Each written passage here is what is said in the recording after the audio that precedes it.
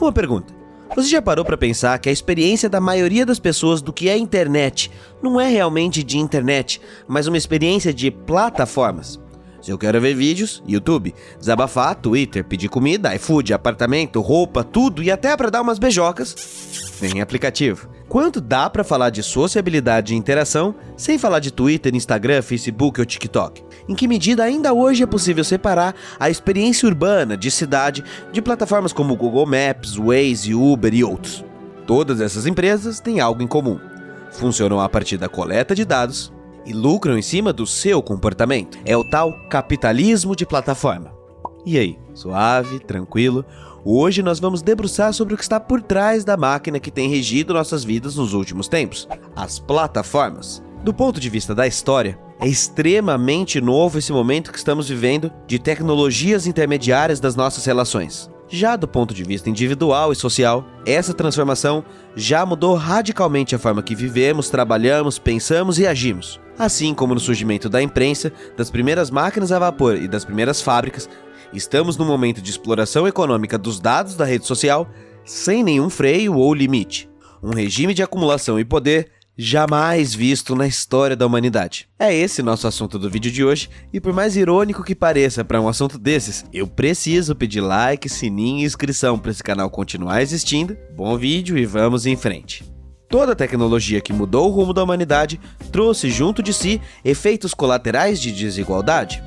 Foi assim, por exemplo, na Segunda Revolução Industrial, quando não havia nenhuma regulamentação ou direito social de freio sobre o trabalho e a exploração, e o monopólio acabou permitindo às fábricas de impor jornadas de trabalho de 18 horas ou crianças trabalhando em fábricas no pesado. Isso porque a mudança de paradigma econômico que as fábricas promoviam criou um poder sem igual, o que gerou uma terra sem lei. O que estamos vivendo hoje nas redes sociais são as primeiras décadas da revolução das plataformas, e as empresas que chegaram lá estão conseguindo navegar e surfar por um terreno gratuito de exploração ou freios éticos que as limitem. Não à toa, entre as 5 maiores empresas que ultrapassam $1 trilhão no mundo de hoje, apenas uma é de petróleo, seguida de 4 gigantes da tecnologia.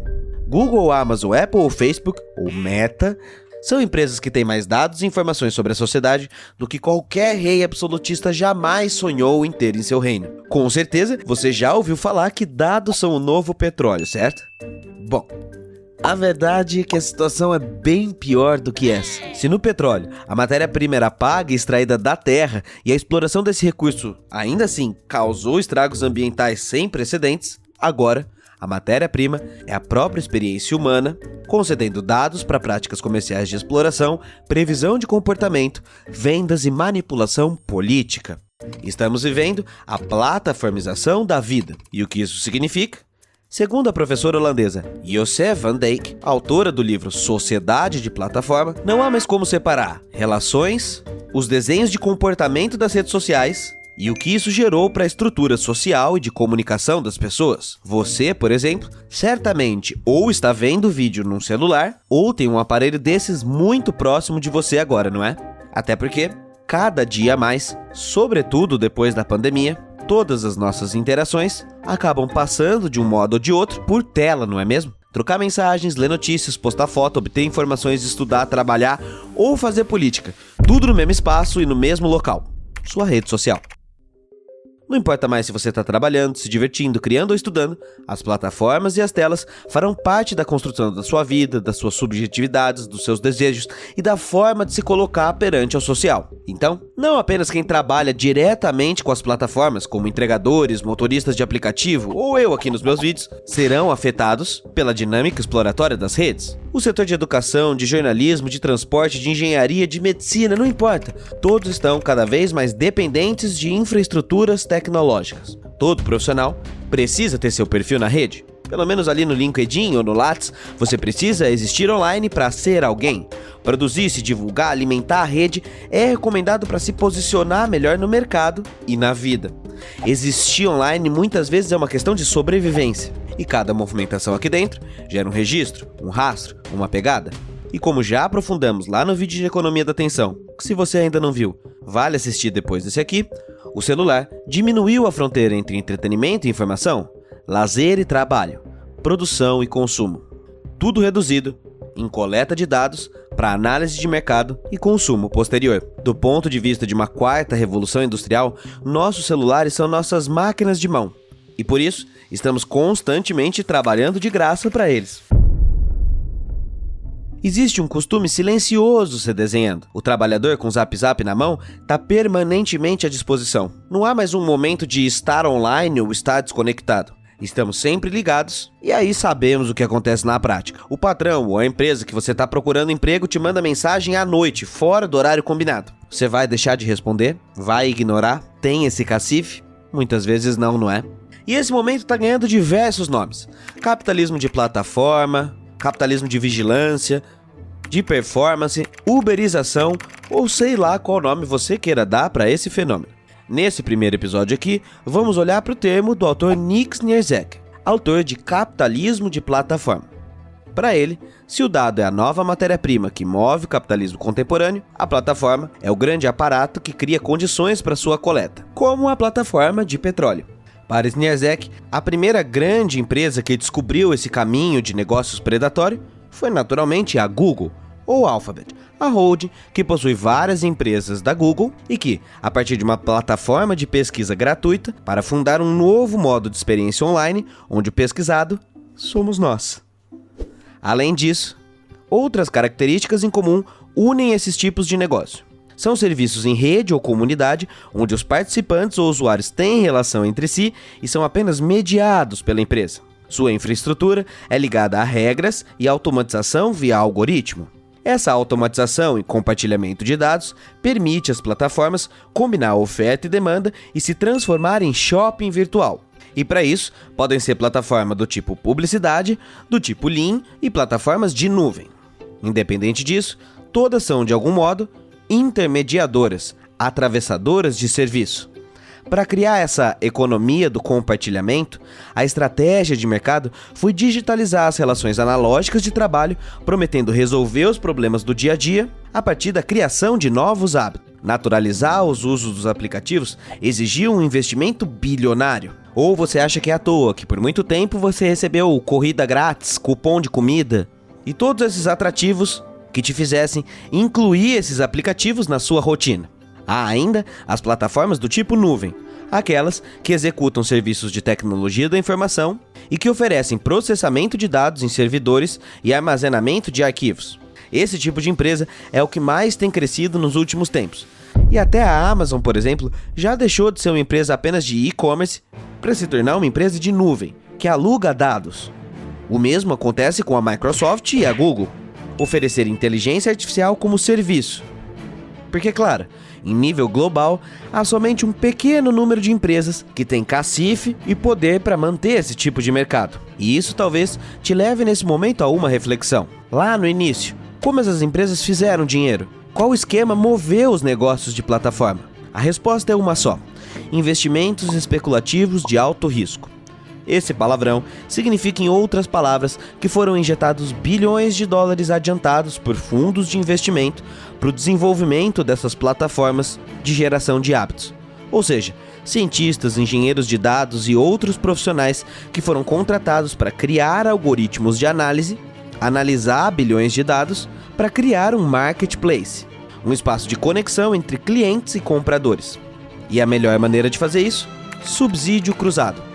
Oferecer serviços não monetizados ou gratuitos com o intuito de gerar esse hábito que eu estou tentando te explicar, para depois criar outros braços da mesma empresa com preço fechado, assinatura extra e publicidade paga, o que compensaria o serviço teoricamente gratuito.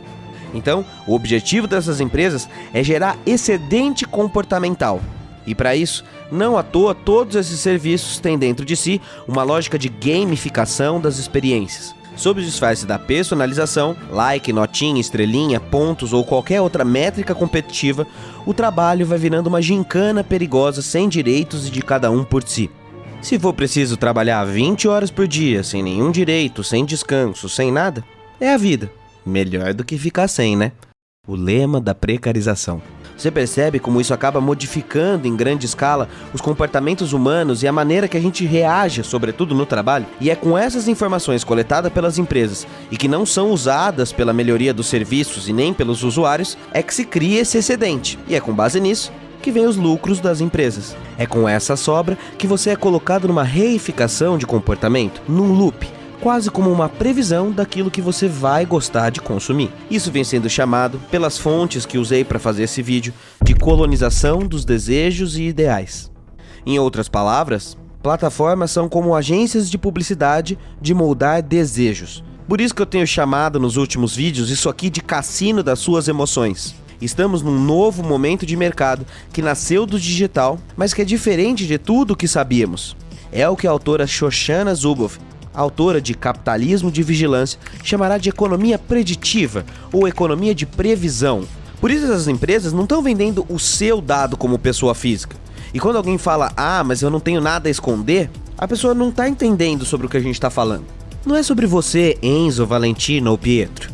Os dados são colocados em fábricas de análise e o que é vendido é o dado do comportamento futuro do usuário. É sobre ser colocado num curral, numa amostra de mercado. E se, na época da TV ou do jornal, o espaço publicitário vendido era muito mais amplo e genérico, agora a publicidade é tão específica para usuários que é possível medir qual a probabilidade de reação, de clique, de compartilhamento daquela pessoa para o seu produto ou discurso.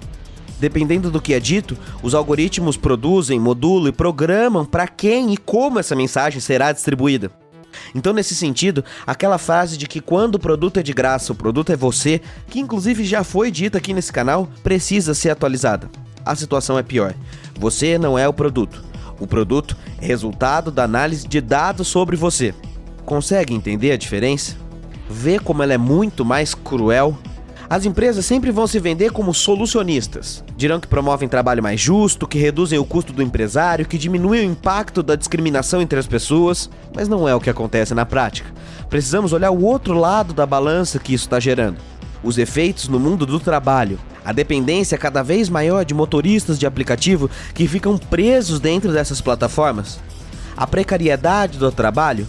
A redução do poder de negociação entre trabalhador e empresa. A criação de obstáculos para o crescimento econômico de concorrentes dessas empresas, pelo poder do controle dos dados. E nessa altura do campeonato, acho que já ficou claro para você. As plataformas gigantes são projetadas com o intuito de gerar relação de monopolização e dependência. Essas estruturas precarizaram o trabalho ao longo dos tempos. Se no início estava todo mundo empolgado com a economia de compartilhamento, passado alguns anos, a gente vê quem quebrou: os trabalhadores. Aqueles que acreditaram e juraram que seriam microempreendedores. A chave virou e ficamos reféns psicológicos e socialmente dessas ferramentas. E agora que o hábito está estabelecido e usuários e trabalhadores dependem desse tipo de serviço, o preço só sobe, enquanto a qualidade dos aplicativos só cai.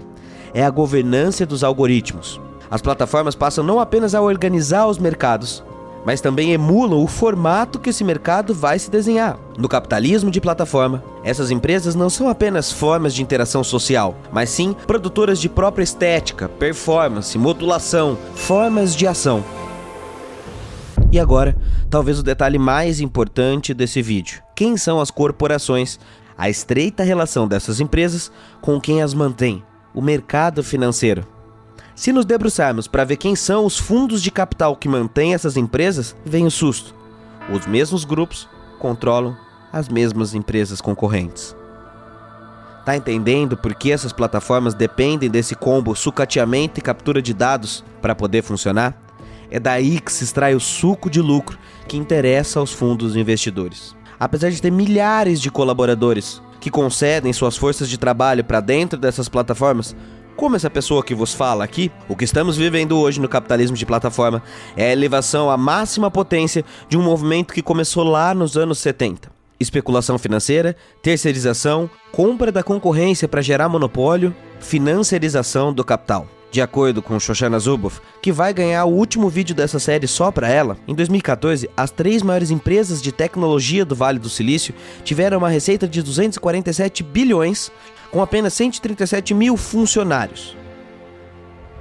Nos anos 50, a GM possuía uma força de mercado de 36 bilhões de dólares e um corpo de funcionários de cerca de 1,5 milhão de trabalhadores. Existe um abismo estrutural gigante para a extração que essas empresas estão tendo e sua devolução de força de trabalho para a sociedade. A automatização, que todo mundo sabia desde os anos 70 que acabaria com os empregos, chegou de vez. O trabalho conectado viabilizado pelas plataformas digitais exprime uma nova forma de gerenciamento que se espalha em diversos setores da nossa economia. Todo mundo passando por sucateamento e precarização. Ou o nome que está ficando cada vez mais famoso, a tal uberização. A uberização do trabalho não é apenas sobre a Uber, é sobre você, sobre sucateamento de direitos, sobre reforma trabalhista. E se isso ainda não chegou para você, vai chegar. Essa precarização moderna é a tônica da nossa sociedade. E, portanto, o assunto do nosso próximo vídeo. Antes de você fechar isso aqui e ir embora, cuidado! Nenhum dos vídeos dessa série tem como intuito criar uma ideia antidigital. Não quero gerar tecnofobia ou algo do tipo. E muito menos que adiantaria apenas sair das redes sociais ou deletar aplicativo. Senão daqui a pouco seremos neoludistas. Pessoas que acreditam que é só quebrar as máquinas que o problema está resolvido. E não é por aí. Eu sou um entusiasta da tecnologia. Mas quero ir além. O que nós podemos fazer? Pensar em plataformas alternativas, regular as que já tem, tomar espaço e exigir postura das empresas? E do ponto de vista individual, como resolver o vício, o desejo, a vontade de alimentar a rede e receber as suas recompensas? E coletivo e politicamente, como se organizar para fazer essas cobranças? Como se tornar um ativista digital? Vamos continuar a nossa investigação nos próximos episódios, mas desde já eu quero te ouvir nos comentários. Você sabe que eu sempre tento participar e responder a maioria dos comentários, e eles são muito importantes para a continuação do canal. Se puder, faz aquele Pix de Natal que vai salvar minha queda de ganhos em janeiro nas férias do canal. Nos vemos no próximo episódio sobre uberização. Fica suave, fica tranquilo. Pense no seu uso das redes. É nóis. E falou-se.